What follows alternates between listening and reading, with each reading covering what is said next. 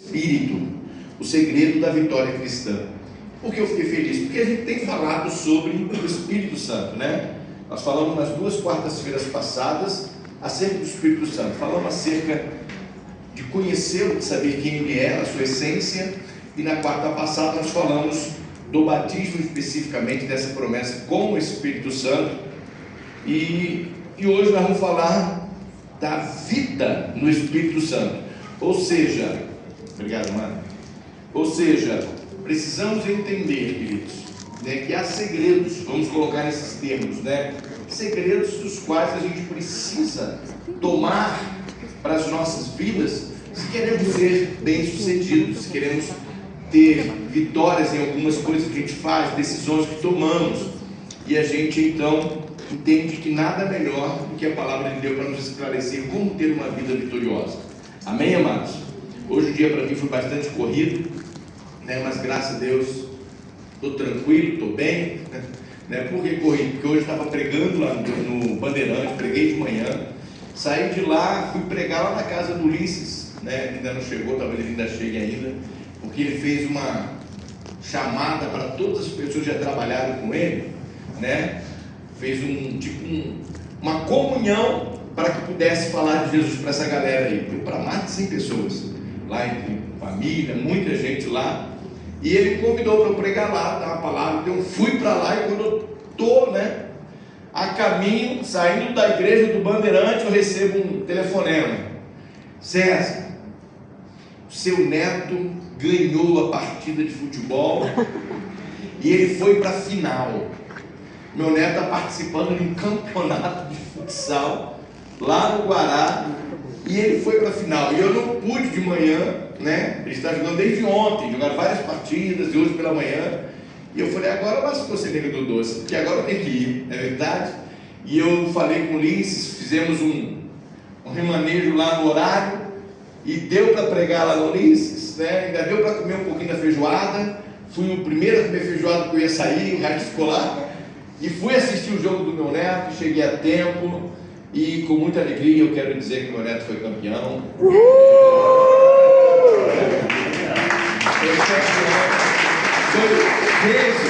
Eu não estou podendo mais sofrer essas emoções, não. O jogo foi emocionante, cara. O jogo foi forte. Eu falei: meu Deus, 64 anos, e o coração começou, sabe, a acelerar, torcendo para o meu neto lá de 9 anos. O jogo começou, o time deles era bom, então chegou na final, né? E eles já tinham se cruzado pelo meio do caminho, houve empate. Eu falei: meu Deus do céu, como é que vai ser esse trem? E aí começou o jogo, o time do meu neto foi lá, 1-0, 2-0, falei: vai bem, né? Daqui a pouco a coisa fechou o tempo, e os caras, um desses gols que o meu neto fez, aí daqui a pouco os caras fecharam o tempo, 2-1, 2-2, aí começou, né? Aquele clima, e já segura o coração do velho aqui. Aí os caras viraram, 3-2 aí. Que estava acabando o jogo, estava acabando. Acho que vou falar só do meu neto hoje para vocês. Aí surgiu uma falta, aquela falta abençoada, né? E o meu neto é o batedor de falta oficial do time dele. Aí surgiu a falta, aí ele foi bater, faltando acho que 1 minuto ou 2 minutos para acabar o jogo. Aí não preciso dizer que ele fez o gol, né, de falta. Aí foram para os pênaltis. Haja coração nos pênaltis.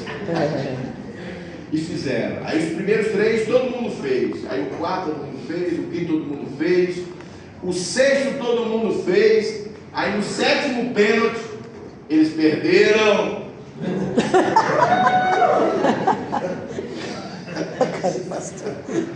E o time do meu neto fez. E foi campeão, foi uma alegria só. Tirei foto, eu vou postar, mandar para cada um, o celular de cada um, lá, a minha foto com ele. Queria estar falando assim, mas eu quero dizer com isso, é claro, em tom de brincar, de sorrir, mas eu quero dizer o seguinte: por que eu fiz isso por mim para estar com o meu neto? Porque nós entendemos que família vem primeiro do que a igreja. Amém. Glória a Deus. Família é a primeira coisa. Então eu preciso criar memórias no meu neto. Ele precisa entender que o avô dele é um cara presente, participante, ativo, e torce por ele, né? A gente tem que projetar o nosso neto, tem que projetar o nosso filho. Nós temos que, sabe, fazer com que eles vejam em nós aquele que acredita, que confia, que faz de tudo para que eles entendam nós estamos torcendo por eles, estamos orando por eles, estamos vibrando por eles. Então, amado, família, e falo isso sem demagogia, é verdade. A minha família é mais importante do que a igreja que eu pastoreio. A igreja é a igreja. E a gente, com todo amor, a gente vem, estamos juntos, a gente caminha, faz o que tem que fazer. Mas a primeira igreja é a doméstica. Amém. Amém. Primeiras ovelhas estão dentro do meu lar. Amém. Né? Então a gente só tem que realmente se doar, se desdobrar para cuidar dos nossos. Porque se eu cuido dos nossos, se minha casa está bem, eu estou bem também para cuidar da igreja do Senhor. Amém. Amém? Até porque isso é um princípio. A palavra fala: se você não cuida dos seus, como poderá porventura cuidar da casa do Senhor? Né? Então a primeira referência para um pastor é se ele cuida bem da sua casa e da sua família. Né? E Paulo fala isso de uma forma muito séria. Então, queridos, só dando um relato, mas dizendo para vocês que isso é verdade. Nós precisamos cuidar e zelar pela nossa casa, pela nossa família e criar memórias, né? Para que eles saibam que nós somos presentes na vida deles em momentos assim como esse. Tá ok? Bom, agora eu vou começar a pregar e vocês, já está andando o reloginho lá? 6 minutos. Não, Já mudou. Vida no Espírito, o segredo da vitória cristã. Esse é o tema da nossa palavra. E só para a gente entender, queridos, eu vou aqui passar rapidinho, porque na quarta-feira eu falei sobre isso, né? Porque eu falei sobre o batismo do Espírito Santo, temos falado sobre esse contexto. Mas eu quero falar para aqueles que não estavam na quarta, só para vocês entenderem qual é a sequência e por que nós queremos ministrar uma palavra tremenda da parte de Deus para vocês nessa noite. Em Gálatas, no capítulo 5, verso 16, diz o seguinte: digo, Paulo falando, porém, andai em espírito e não cumprireis a concupiscência da carne. O que Paulo está dizendo de forma resumida aqui? Ele está dizendo assim: se vocês procurarem viver uma vida no Espírito de Deus, os desejos da carne serão abatidos na vida de vocês. Eles não vão se avolumar, eles não vão prevalecer. Ou seja, a concupiscência, os desejos da carne, porque a palavra de Deus fala de que se queixa o homem. Queixa-se cada um dos seus próprios pecados, daquilo que ele deseja de coisas erradas e pratica, e aí vem a consequência. Então, quando Paulo está falando isso, ele está dizendo o seguinte: se você buscar viver no Espírito, a carne não prevalecerá. O teu Espírito e o Espírito Santo vão prevalecer, e os teus desejos para a carne vão ser abatidos, vão ser sufocados, eles não vão crescer. Então é importante que você alimente o Espírito para que a carne venha sucumbir e não prevaleça. Paulo ele fala de uma forma muito tremenda sobre esse contexto, e ele diz que é uma luta, a carne contra o Espírito. É uma guerra, o Espírito, mas a carne está ali, e a carne não converte. Então a gente precisa o quê? Alimentar o Espírito para que ela venha sobrepor aos desejos da carne. É isso que Paulo está nos explicando. Agora, como viver no Espírito, como andar em Espírito? Rapidamente para vocês entenderem, eu falei aqui na quarta passada sobre as 3 dispensações da Trindade. Falei do contexto geral da Trindade. As 3 dispensações da Trindade, queridos, abordam o tempo do Pai, que começou lá no Gênesis com a criação e findou-se com o nascimento de Jesus. Esse é o tempo da manifestação do Pai no meio do ser humano. A segunda dispensação é a dispensação do Filho. Aí Jesus vem, e eu quero ler Hebreus para vocês entenderem o que o autor nos Hebreus fala sobre essa dispensação do Filho. Diz assim, olha, Hebreus capítulo 1, verso 1 ao 3. Vão acompanhando aí, por favor. Havendo Deus antigamente, olha a expressão, antigamente, falado muitas vezes, de muitas maneiras, aos pais pelos profetas, e a nós falou-nos nestes últimos dias pelo Filho, falando de Jesus, a quem constituiu o herdeiro de tudo, por quem fez também o mundo, o qual, sendo o resplendor da sua glória e a expressa imagem da sua pessoa, e sustentando todas as coisas pela palavra do seu poder, havendo feito por si mesmo a purificação dos nossos pecados, assentou-se à destra da majestade nas alturas. O que ele está dizendo? Que Jesus veio e Deus, através do Filho, nos falou e nos ministrou. E ele veio, realizou o que ele tinha que realizar, ensinou o que ele tinha que ensinar, morreu aonde ele tinha que morrer, ressuscitou no dia que ele falou que ia vir de ressuscitar, e depois ele foi assunto ao céu e assentou-se à destra de Deus. E lá, vamos colocar esses termos, está aguardando algumas coisas acontecerem dentro desse outro tempo. Que tempo é esse? Que a gente chama que é o tempo da dispensação do Espírito Santo. João, no capítulo 7, versos 37 e 39, diz assim: e no último dia, o grande dia da festa, Jesus pôs-se em pé e clamou, dizendo: se alguém tem sede, que venha a mim e beba. Jesus falou isso. E o verso 38, quem crer em mim, como diz as Escrituras, rios de água viva correrão do seu ventre. O 39 é a exegese desses dois versos anteriores, diz assim: e isso disse ele do Espírito que haviam de receber os que nele crescem, porque o Espírito Santo ainda não fora dado, porque ainda Jesus não tinha o que? Sido glorificado.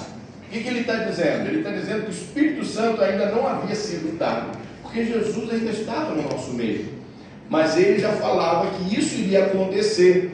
E aí quando chega em Atos, no capítulo 1, verso 4, 5 e 8, ele diz assim: e estando com eles, determinou-lhes que não se ausentassem de Jerusalém, mas que esperassem a promessa do Pai, que disse ele: de mim vocês ouviram, porque na verdade João batizou com água, mas vós sereis batizados com o Espírito Santo não muito depois desses dias.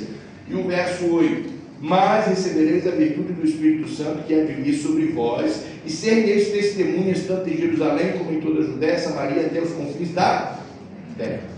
Ou seja, a promessa do Espírito Santo era real. Agora, o Espírito Santo haveria de vir, porque Jesus tinha que ir. E falou: enquanto eu não for, ele não vem. Eu preciso ir para que ele venha. Aí no capítulo 2 de Atos acontece justamente aquilo que Jesus havia dito que iria acontecer. Lá estavam aqueles camaradas lá, 120 pessoas, aguardando. Matematicamente, talvez ficaram ali uns 10 dias do dia em que eles pararam, se reuniram, que Jesus foi assunto ao céu, porque Jesus ficou 40 dias com eles, ainda na terra.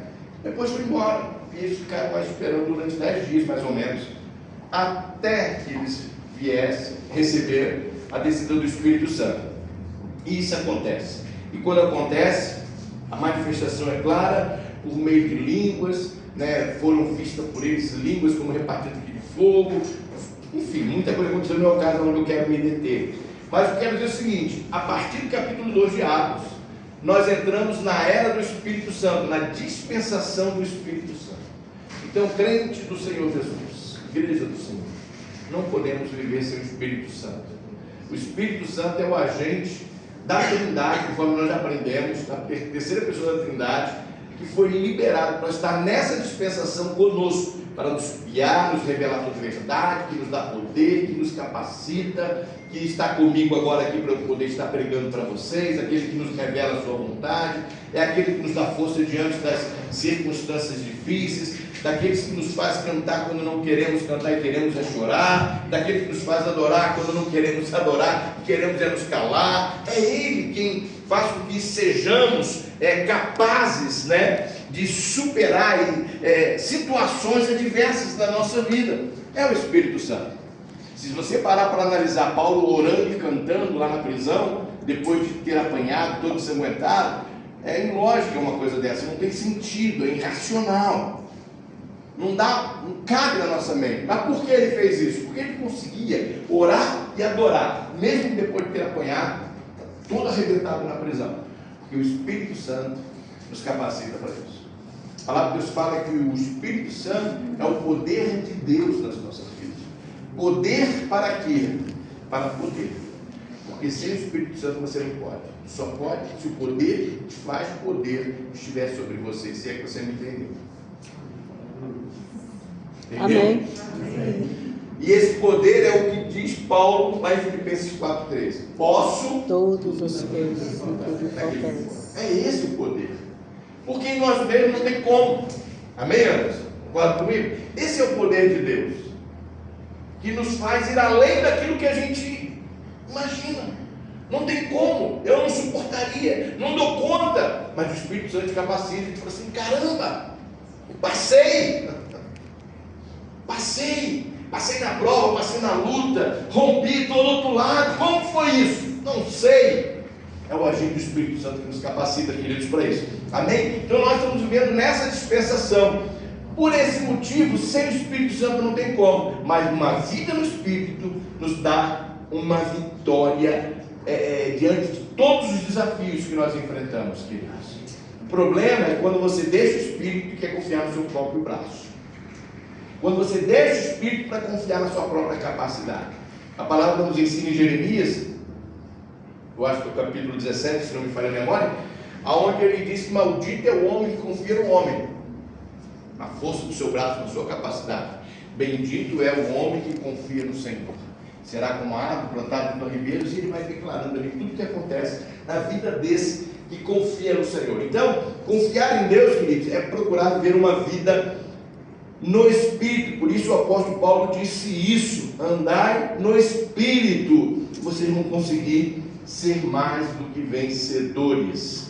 Amém, amados? Amém. O primeiro ponto da nossa mensagem, ele fala sobre como viver essa vida no Espírito.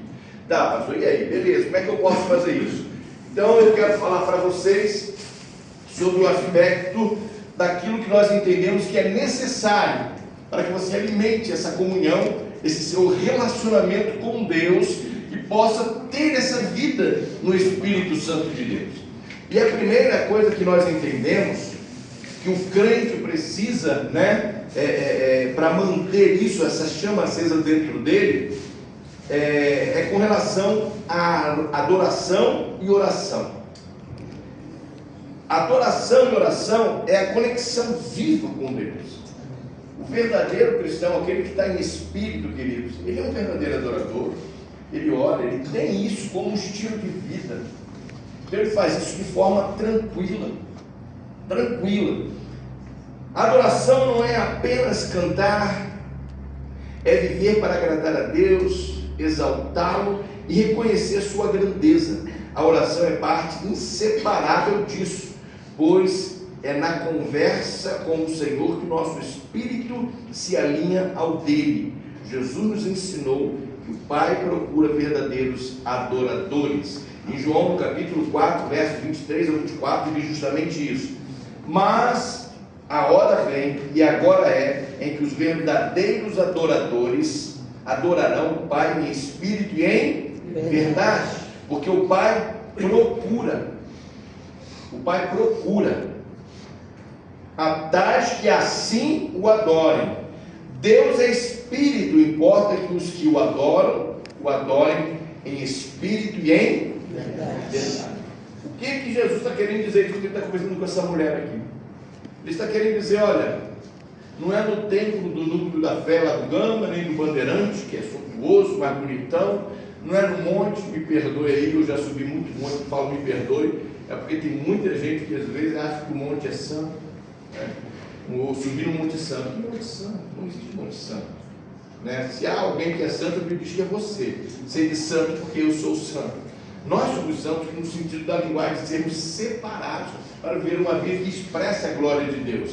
Mas a gente sobe monte para orar também, não tem problema subir um monte. O problema é quando tu fala que só acontece quando vai no monte. Não, o nosso Deus é o Deus do monte, o Deus do vale, o Deus do rio, é o Deus da seca, do deserto. Ele é o Deus de todos os lugares, queridos.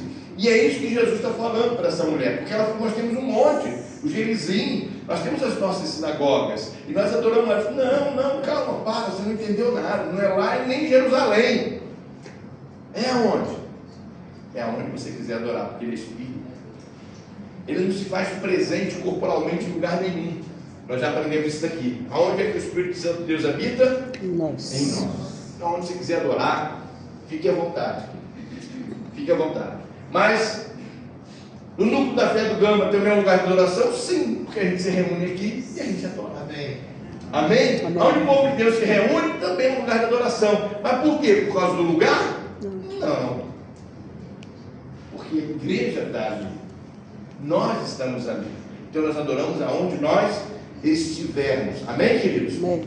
Por exemplo, se você parar para ver o exemplo de Paulo e Silas, conforme eu relatei para vocês, eles estavam aonde? Prisão. Na prisão, no cárcere pior que tinha lá, escuro, porque o carcereiro nem enxergou eles lá dentro quando viu as portas abertas, nem enxergou eles, escuro. Estava lá naquele cárcere inferior e ainda todo ensanguentado, porque a Bíblia diz que o carcereiro levou ele para a casa dele e lá foi limpar as feridas e tirar o sangue que estava no corpo dele, porque o carcereiro se converteu. Entende, amados? E eles estavam onde? Nessa situação, estavam orando e estavam adorando. Por que eles estavam fazendo isso? Porque o Senhor também está conosco. Entenda essa linguagem. O Senhor também está presente conosco nos cárceres escuros da nossa vida. Quando fala escuro é quando você não está enxergando uma saída, está numa situação difícil. Meu Deus, o que está acontecendo? Não vejo uma saída, não vejo uma solução. Parece que está tudo escuro. Deus está contigo, querido. O que você tem que fazer? Nesse cárcere escuro, ore e adore. E na hora de fazer o terremoto, quem faz o terremoto é Ele. Aí as portas se abrem, as correntes que estão te amarrando se soltam, e a glória do Senhor é manifesta. Amém? Então adore, ore e adore. Nós temos esse exemplo. Uma nota para vocês: quem vive no Espírito entende que a adoração não é só um momento no culto, mas um estilo de vida. É a nossa respiração espiritual. Amém? Segunda coisa que nós precisamos entender, que o crente precisa, queridos, além da adoração e oração, jejuar, amados. O crente precisa jejuar, né? A gente às vezes tem que fazer um esforçozinho, dizer assim: não, eu vou jejuar. Por que o jejum? Porque o jejum também faz parte de uma forma de você dizer para Deus que você quer mais dele, que você quer se entregar mais, que você está abrindo mão de coisas pessoais, de alimento, fazendo um sacrifício, porque você quer mais dele, quer ter uma experiência maior com ele. Em Mateus, o jejum, ele nos traz essa sensibilidade para que possamos ouvir a voz de Deus. Mateus no capítulo 6, olha só o que Jesus nos ensina aqui. Olha que coisa interessante. Presta atenção, por que o jejum fala de intimidade com Deus? E quando jejuardes, não vos mostreis contristados, como os hipócritas, porque desfiguram o rosto, para que aos homens pareça que jejuam. Em verdade vos digo que já receberam o seu galardão. Eles faziam isso no passado, jejuavam, desfiguravam o rosto, né? Botava, não sei se fazia uma maquiagem, será como é que era o negócio, né? E andava pela rua, né? Aí alguém perguntava: o que está acontecendo? Estou no propósito. Não é assim? Parece que as pessoas querem que sintam pena, sei lá o que, sei lá, caramba, ou pensam que eles são uns caramba, ele está jejuando, uau! Queria poder também, sabe? Essa ligação, essa relação não é bíblica, queridos. Por isso ele está dizendo: os caras faziam isso, juravam, porque eles queriam ser vistos como pessoas que estavam jejuando, santas, separadas para Deus, que estavam buscando a Deus. E aí entra lá os fariseus da vida, né, os religiosos da época, que faziam isso de forma pública. E Jesus está recomendando: não é assim não. O jejum é você com Deus, para que você tenha mais intimidade. Ouça a voz de Deus. Então tu não tem que ouvir a voz das pessoas, né, comentando o teu jejum. Não, de forma nenhuma. Aí é que a gente entende justamente isso. Porém, tu, quando jejuares, unges a cabeça e lava o rosto. Olha aí, coisa linda, né? Meta óleo na cabeça, querido. Vai, o sóia mesmo, lisa. Sóia. Né? Mas deixa o teu cabelo brilhoso, né, Marcinho? Como assim? Aí pegou pesado, pastor. Que é isso? Marcinho não dá para cumprir isso aqui, não. Passa na barra, Marcinho, passa na barra. Entende, amado? Ele está querendo dizer o quê? Puxa o brilho. Puxa o brilho para que eles olhem para você e não veja você contristado, abatido. Não. Quando nós jejuamos, que está cheio de fome, a gente sabe que não é fácil jejuar. Não é fácil. Mas o que a Bíblia está dizendo? O que Jesus está ensinando? Não deixe que as pessoas percebam isso, porque é com você e com Deus. Se você pode ficar em casa, não sair na rua, melhor ainda. Mas se você vai sair, tem que trabalhar, desfaça o negócio. Deu a hora do almoço, não precisa ficar na frente de todo mundo comendo marmita e você olhando para eles assim. E aí alguém pergunta, cadê a sua? Não, eu estou no propósito. Sai de perto dos caras, vai para qualquer lugar longe deles. Sabe para que não haja pergunta, porque é com você e com Deus. Para não pareceres aos homens que jejuam, mas sim a teu Pai que está oculto. E teu Pai que te vê, que vê o que está oculto, te recompensará. Amém, amado? Amém. Jejum é uma coisa sua com Deus. E isso fala de vida no Espírito, porque você está buscando mais do Espírito de Deus para você. E quando você jejua, querido, acredite no que eu estou te falando. Acredite no que eu estou te falando. Eu estou até pensando em fazer um jejum por esse vídeo aí. Eu já jejuei muito na minha vida, mas estou meio esquecido de jejum. Não sei se a gente vai ficando mais velho, mais idoso, né? Mas eu digo o seguinte, são experiências lindas, lindas para você jejua, dentro desse contexto aqui, você, Deus, você se torna-se sensível, né, para ouvir Deus falar com você. Amém, queridos? Amém. No jejum, queridos, nossa carne enfraquece, mas nosso espírito se fortalece. Amém. Os ruídos da alma diminuem e a voz do espírito se torna mais clara. Foi assim que enquanto a igreja servia ao Senhor e jejuava, o Espírito Santo falou de forma específica e direcionando o ministério. Olha o que está em Atos capítulo 13, 2 versos aqui, o 2 e o 3. Olha só, e servindo eles ao Senhor, a igreja, né, estava lá, e jejuando, disse o Espírito Santo, apartai-me a Barnabé e a Saulo para a obra que os tenho chamado. Então jejuando e orando e pondo sobre eles as mãos, os despediram. O jejum é isso, queridos, para ouvir a voz de Deus. Estavam jejuando e o Espírito Santo falou com eles. Tem uma obra para Paulo, tem uma obra para Barnabé, tem uma obra, separem eles para mim. Então você quer ouvir a voz de Deus? Jejum. Isso é vida no Espírito. Quando você busca em Deus por meio do jejum, do que eu já falei, da oração, da adoração, o jejum é um ato de humildade, uma confissão prática de que precisamos mais de Deus do que de qualquer outra coisa. O jejum é isso, queridos. É você dizer para Deus, Deus, eu preciso mais de Ti do que propriamente de me alimentar. Fala comigo. Eu preciso ter intimidade contigo. Vida no Espírito, sem jejum é difícil. Porque ela mostra justamente essa parte. A outra parte, a terceira, fala de santidade. Santidade é a separação para Deus. A Bíblia nos ensina, não está aqui, vou ler um outro texto, que a santificação faz parte de um processo. Seguir a paz e a santificação, sem a qual ninguém verá o Senhor. E o que nós entendemos com isso, querido? Nós entendemos que Deus nos chamou não para vivermos a vida que tínhamos, de pecado, de coisas erradas no mundo, não. Quando Ele nos chama, Ele está nos chamando para nós deixarmos as coisas erradas. Se mentia, não vou mentir mais. Se roubo, não roubo mais. Se furtava, não furto mais. Se dava falso testemunho, não vou dar mais. Se bebia, não vou beber mais. Se usava droga, não vou usar mais. Se adulterava, não vou adulterar mais.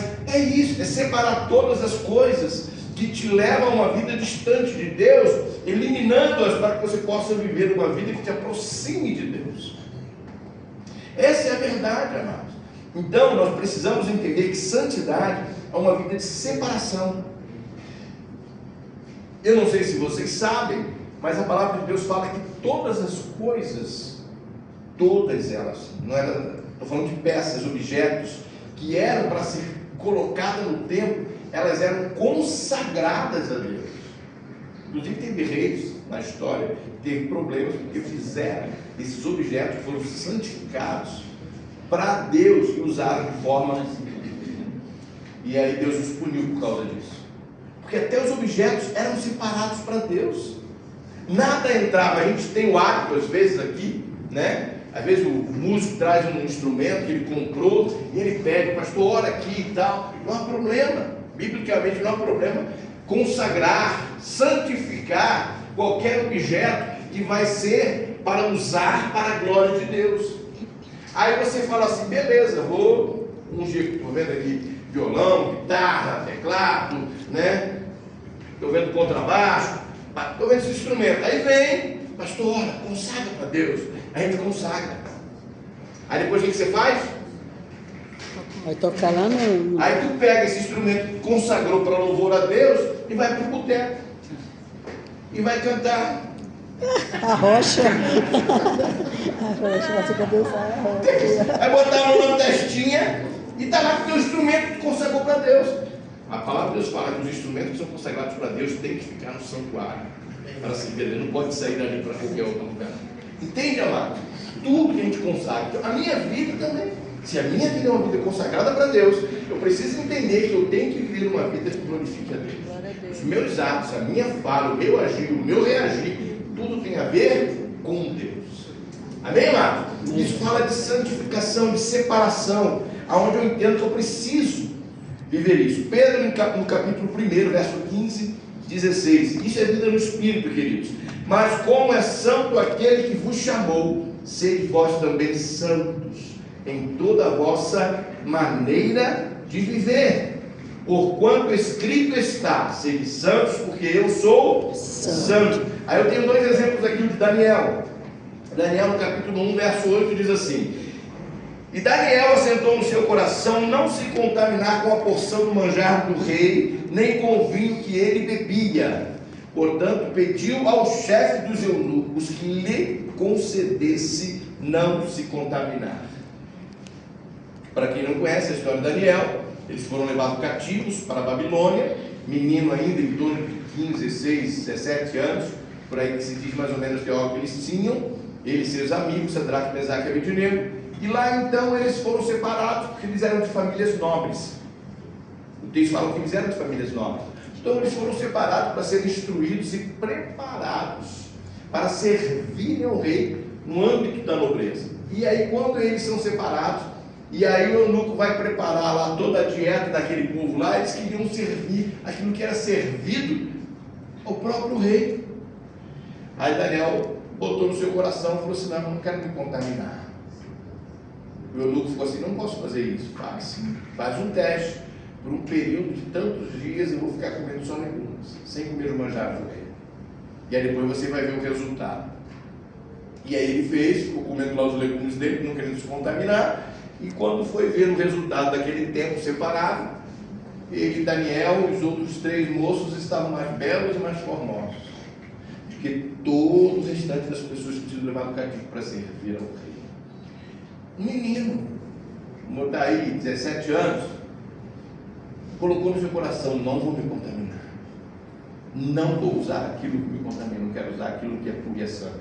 Determinação, queridos. Aí a gente vê o exemplo de José, né? José, lá em 39 de Gênesis, no capítulo 9, diz assim, versículo 9, diz assim: ninguém há maior do que eu nesta casa, e nenhuma coisa me vedou, senão a ti, porquanto tu és sua mulher.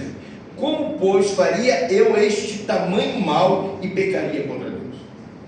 José está dizendo que para essa mulher aqui, que queria se deitar com ele na cama, mulher de Potifar, tentou vários dias, veio tentando, até que ela armou uma arapuca, dispensou todos os outros funcionários, deu folga para todo mundo, só José que não. E quando José chega para o seu serviço, é o que diz a palavra, ela se lança sobre ele e fala: não, hoje você não escapa, mais ou menos assim. José falou: não, você está equivocado, eu não vou fazer isso. Primeiro, porque eu temo a Deus. Segundo, porque eu sou fiel ao teu marido. E ela, ele fugiu, ela agarrou no manto dele, ficou com ela, e aí ela chorou, gritou, alargou, e aí fez aquele escândalo todo, vieram, prenderam ele foi preso, e vida que segue, e Deus tinha planos também de sair para levar ele ao governo, lá junto a Faraó no Egito. Mas entende, querido? Posicionamento, santificação é posicionamento. Agora, sozinho dá? Não, pede o Espírito Santo para te ajudar. Entende, amado? Pede o Espírito Santo, ele vai, é por isso que eu estou falando, ele é o poder de Deus que nos capacita para fazermos coisas das quais sem Ele não vamos fazer. Quando eu li para vocês em Atos, no capítulo 8, 1:8, diz: mas recebereis o poder ao descer sobre vós o Espírito Santo, e há de ser testemunha, tanto em Jerusalém, Samaria, em Judeia e até os confins da terra. Quando o Espírito Santo vem, queridos, ele vem para nos tornar testemunhas. O que é testemunha? É testemunhar. É testemunhar, mano. E para ser testemunha de Jesus, meus queridos, a coisa não é simples. Você precisa estar muito convicto de que Jesus é o teu Senhor. Senão você renuncia, você declina, você desiste, você para. Ser testemunha de Jesus é falar assim: eu sei que Ele é o meu Senhor, Ele reina, é o meu Deus, é o meu Salvador, e eu morro por Ele. Ser testemunha de Jesus é isso. Morro por Ele, dou a minha vida por Ele, mas nada e ninguém vai me fazer negá-lo na minha vida. E quando eu estou dizendo nada e ninguém vai me fazer negá-lo, eu estou falando justamente dos prazeres que muitas vezes nos oferece. Não vou aceitar. Por quê? José fez isso. Eu pecar contra Deus, me deitando com você, estou fora. Entende, amados? Nós precisamos entender que ser testemunha do Senhor é negar os prazeres que o mundo nos oferece. E às vezes não é fácil. Não é fácil, porque às vezes você é colocado diante de situação que você sabe que isso vai te trazer de alguma forma, né, um prejuízo, um dano. E aí você então diz assim: não, mas eu fiz porque afinal de contas, né? Você sabe qual o prejuízo que eu teria se eu não fizesse, se eu não falasse aquela mentirinha? Aquela mentirinha básica para ajudar quem precisa ser ajudado. É complicado. É complicado. Eu já passei por cada uma, assim, ouvi pessoas, né, contarem situações das suas vidas, que eu falei assim: meu Deus, e agora? Como é que se resolve isso? Né? Acho que eu já contei isso aqui para vocês uma vez, ou duas, não sei, mas tem pessoas hoje que estão pela primeira vez e elas precisam ouvir também, então você já ouviu, escuta de novo. De uma pessoa que nós estávamos conversando com uma pessoa que era membro de nossa igreja, e dentro daquilo ali nós viemos a saber que o filho que ela tinha não era do seu marido. Só que o menino já estava com uns 2 anos, caminhando para 3 anos, e camarada, né? Pessoas bem sucedidas na vida, médico, ortopedista, cirurgião, ele, ela, enfim. E aí, quando nós soubemos disso, cara, e agora? Ele precisa saber que o filho não é dele. Não, pastor, mas se eu falar para ele, o casamento vai embora. E aí, o que você faz? Vai continuar com a mentirinha? O cara apaixonado pela criança, pensando que é dele, e o filho não é dele. Já estava com quase 3 anos.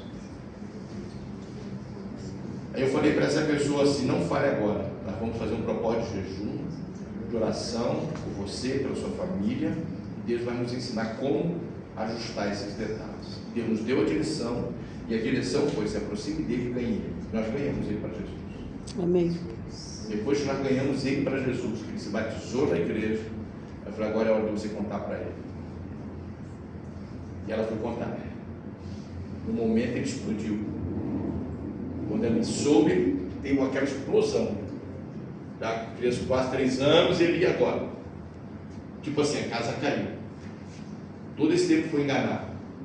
Mas aí, graças a Deus, ele entendeu. Aí eu acredito que pelo Espírito Santo de Deus, ele foi capaz de perdoar ela em detrimento à estrutura conjugal, família, filho, e ele foi capaz de amá-la mais do que o erro que ela cometeu com ele. E estão juntos até hoje. Amém. Entende o que eu estou falando? Mas sem o Espírito Santo. Então nós precisamos entender que o Espírito Santo nos leva, nos capacita a agir, reagir e ter atitudes, fazer coisas das quais sem ele não conseguimos. E por último, para terminar, eu dei de crédito aí uns 5 minutos lá, porque o relógio estava. Mas é rapidinho, eu quero terminar aqui com vocês. É a leitura da palavra, queridos. Ninguém tem uma vida no Espírito Santo sem a palavra. A palavra aponta para Jesus. A Bíblia diz o seguinte, Jesus falou isso: conhecereis a verdade, e a verdade vos libertará. João 8,32 está lá. Nós precisamos entender que a palavra, queridos, é o nosso alimento, é o nosso pão. Sem a palavra eu não dou conta. Vou firmar em quê? A minha fé, ela não tem que estar baseada no que eu acho. A Bíblia diz que a minha fé, ela está firmada em quê? Na palavra de Deus. A fé, ela vem pelo ouvir, e o ouvir a palavra. O que quer dizer isso? Eu ouço a palavra, e aí eu tenho opção de crer nessa palavra, e fazer dessa palavra o meu fundamento, fazer dessa palavra a minha base, fazer dessa palavra a minha estrutura. Não foi isso que Jesus falou? A diferença da casa que cai e da casa que se permanece em pé é aquele que escuta a palavra e pratica, e o outro não está nem aí para a palavra. Essa é a diferença. Então, quando você fala da palavra de Deus, queridos, ela gera no nosso coração aquilo que nos é necessário. Jesus, quando ele foi tentado no deserto, vamos colocar nesses termos, que é o que a Bíblia diz, Mateus 4,4, assim: ele, porém, respondendo, disse: está escrito. Foi. Nem só de pão viverá o homem, mas de toda palavra que sai da boca de Deus, queridos. Amém. Não existe vida espiritual, vida no Espírito, sem vida na palavra. A Bíblia é o nosso alimento espiritual. Não tem como, queridos. Não tem como. Jesus, só para vocês entenderem aqui, Jesus foi levado a esse deserto, sabe por quê? O diabo. Não. Foi o diabo que levou ele, não. Deus permitiu que ele fosse. O diabo foi o tentador. Deus permitiu Mas que ele fosse. quem levou foi o Espírito Santo de Deus. A Bíblia diz que ele foi levado pelo Espírito de Deus ao deserto para ainda de lá. Por que o Espírito levou? Para ser tentado. Ou seja, queridos, se vocês entenderem isso aqui, ó, matou a charada. Eu vejo muita gente falar que né, quando nós somos tentados, tudo é o diabo. Entende o que eu vou dizer aqui? Tudo é o diabo. Tudo é o diabo. Calma. Eu estou dizendo, biblicamente para vocês, que o Espírito de Deus nos coloca em circunstâncias de sermos tentados. Pastor, está falando sério? Estou. É o Espírito, e tem propósito nisso. Há propósito nisso, porque o Espírito não pode nos tentar. Então ele nos coloca em circunstâncias de sermos tentados, para que a nossa fé seja aperfeiçoada, o que diz a palavra de Deus. E a nossa fé é aperfeiçoada em momentos que somos tentados, para que possamos permanecer firmes naquilo que temos como verdade para a nossa vida. O que Jesus disse para Satanás quando ele ofereceu para ele transformar a pedra em pão? Está escrito: nem só de pão viverá o homem. Entende, amados? Nem só de pão. Então, na tentação do inimigo, nós precisamos entender uma coisa: Deus nos permite e nos leva às provações. Só que nas provações, para que possamos ser aprovados, vem a tentação. Porque o inimigo não vai tentar você se você não estiver passando por um momento de provação. É no momento da tua aprovação, da tua luta, que o diabo chega ali, aí, né? Vai continuar indo na igreja? Você tomou uma asinha, tomou um goró, claro, crente não bebe, né? Aqui falando, né? Aí tá lá, tomou todas. Aí eu, lá no Guará, volta e meia, agora tem a lei do bafômetro, tá lá. Volta e meia eu passo por eles. Aí, tomei e falei, caraca, e agora? Tá lá, não tem pra onde fugir. Caí no funil. Aí lá vem o cara, sua aceita, tem que convidar, né? Pode.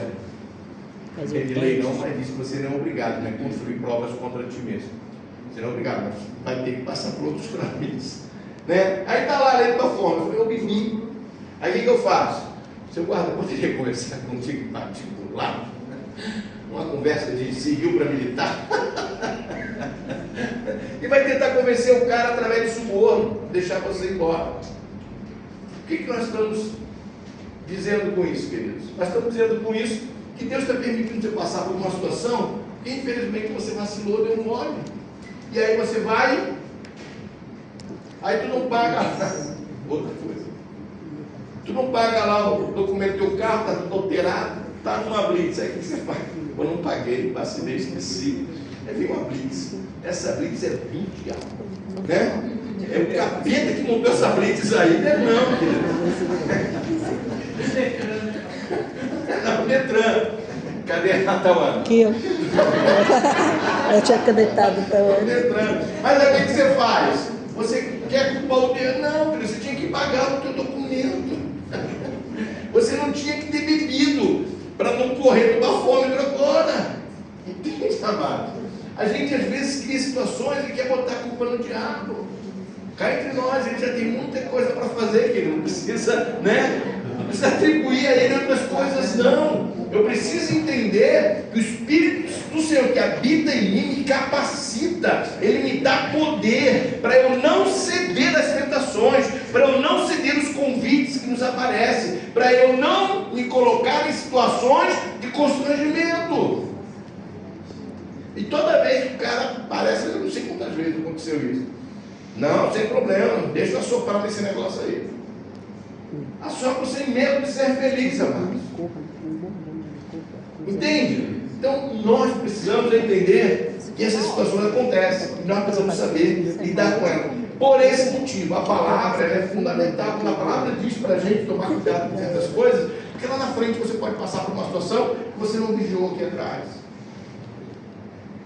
E aí no Salmo 119, verso 11, diz o seguinte: escondi a tua palavra no meu coração para eu não pecar contra ti. Não quer pecar contra Deus? É a palavra que vai te ensinar como obedecer a Deus e não pecar contra Ele. Lâmpada para os meus pés, o verso 105, é a tua palavra e luz para o meu caminho. O que isso quer dizer? Ela ilumina o meu passo a passo. E sal quer dizer isso. Lâmpada para os meus pés, eu já expliquei isso aqui um tempo atrás aí. Era aquelas lamparinas que havia na palma de uma mão, que eles acendiam e iluminava justamente aonde eles estavam pisando. São essas lâmpadas, essas lamparinas. Por quê? Porque você tem que tomar cuidado onde pisa, queridos. Vamos entender, naquele tempo não tinha luz pública, né? Era chão, eles andavam em vielas, trecho. Então tinha que iluminar para saber o que está pisando. E luz para o meu caminho é porque está mostrando uma direção.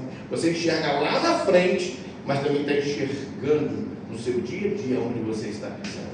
E é a palavra que te conduz em cada passo que se dá na sua vida. É isso que ele está dizendo. Então eu tenho que saber lidar com a palavra para o meu dia a dia e tenho que saber que a palavra vai me conduzir a um final feliz. É luz para onde eu quero chegar, para o meu caminho, ela vai me dar direção. E aí no Salmo 1 diz justamente o seguinte: bem-aventurado o varão que não anda segundo o conselho dos ímpios. Olha, não é conselho do ímpio, não. Que aconselha com homens e mulheres de Deus. Que não se aconselham com os ímpios, nem se detém no caminho dos pecadores, nem se assenta na roda dos escarnecedores. Antes ele tem o seu prazer aonde? Na lei do Senhor. E nela medita de noite. Pois será como a árvore que própria, pode ler, cujas folhas não caem, e tudo quanto fizer prosperará. Tudo quanto fizer prosperará. O que isso nos ensina? Qual é o segredo para você ser semelhante a essa árvore plantada junto a ribeiro? É a palavra. Medita nela, tenha a palavra, se alimente da palavra. Isso é andar no Espírito. É você viver a palavra de Deus, ter ela como base, como rocha, como fundamento da tua vida.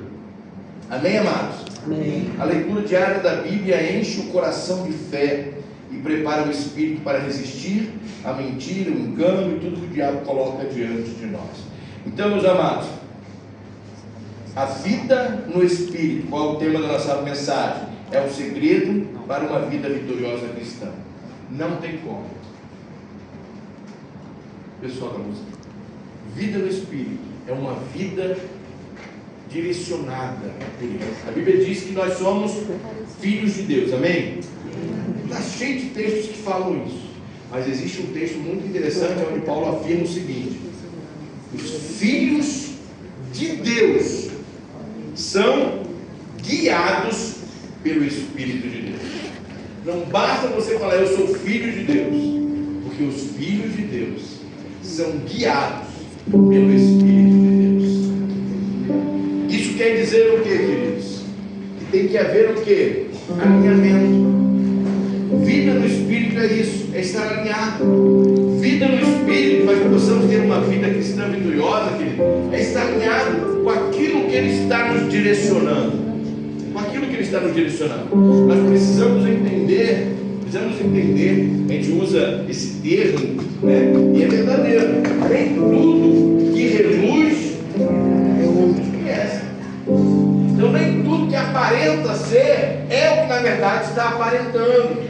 Por esse motivo, nós precisamos buscar a Deus.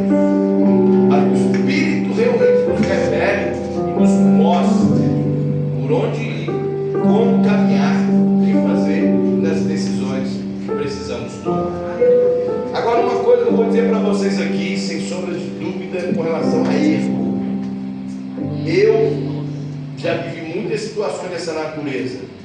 O Espírito Santo de Deus às vezes nos dá sinais. Ele nos dá sinais. Ele fala, sabe aquela coisa assim? Esse do Espírito Santo. É para você parar, no mínimo você para.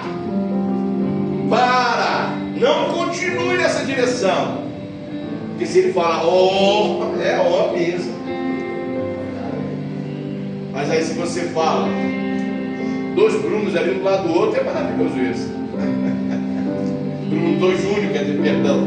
Dois Júnior ali um do lado do outro, vai ser maravilha. Queridos, às vezes precisa dar um toque na gente, sabe? Aquele toque assim, diz assim, meu filho. E a gente não para, não vai orar. Vem aquele toque, mas você não para. Você continua, não. Eu entendo que, afinal de contas, isso que está aparecendo aí não tem nada a ver. Não tem nada a ver. É o segundo vírus que está matando. HIV não tem nada a ver. Não tem nada a ver. Não tem nada a ver. Tem muito a ver. Amém? Concorda comigo? Tem muita coisa que tem muito a ver. Amém, Diana? Nós precisamos atentar para isso, queridos. Precisamos atentar para isso.